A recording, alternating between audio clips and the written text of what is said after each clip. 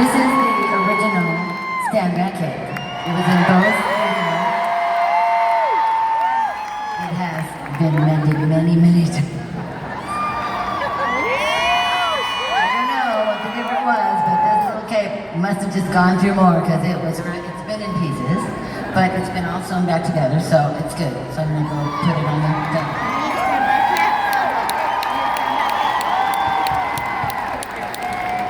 It's alive.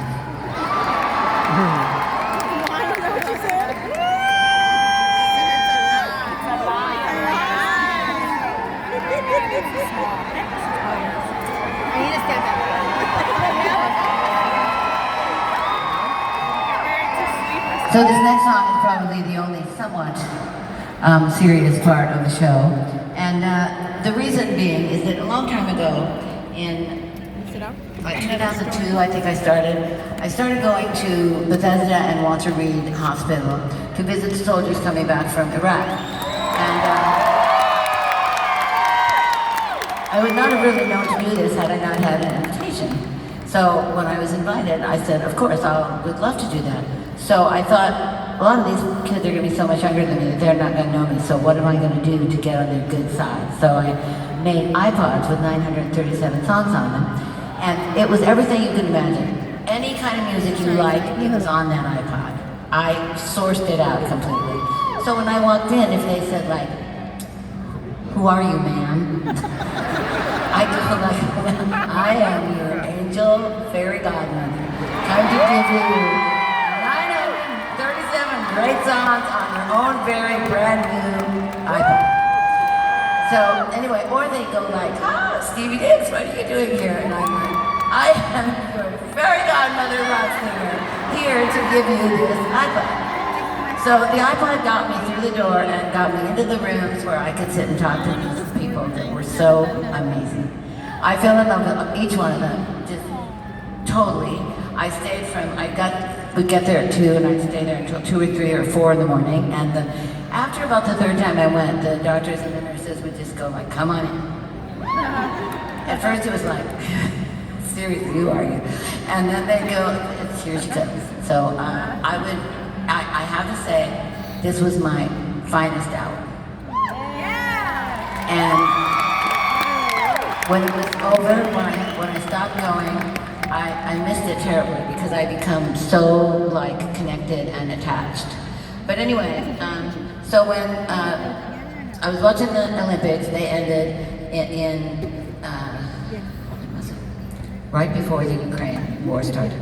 And when that started, I started thinking about this song that I had written for the soldiers of Iraq.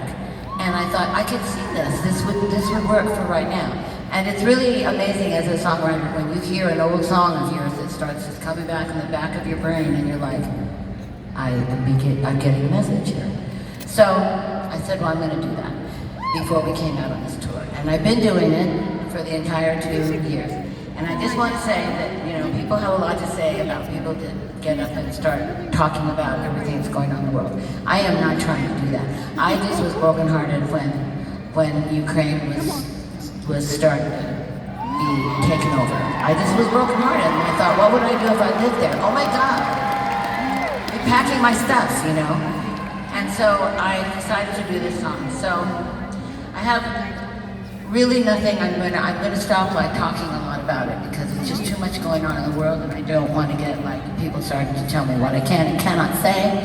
So what I'm saying is, I'm dedicating this to all soldiers who get thrown into wars that they didn't especially want to be in, and wish them all our love and all our luck, and wish them home to wherever their home is. This is Soldiers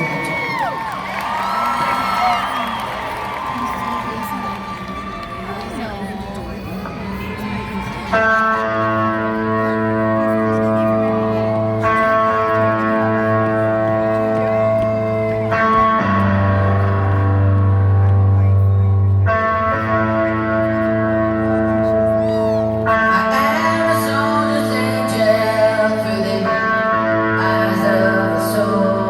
through the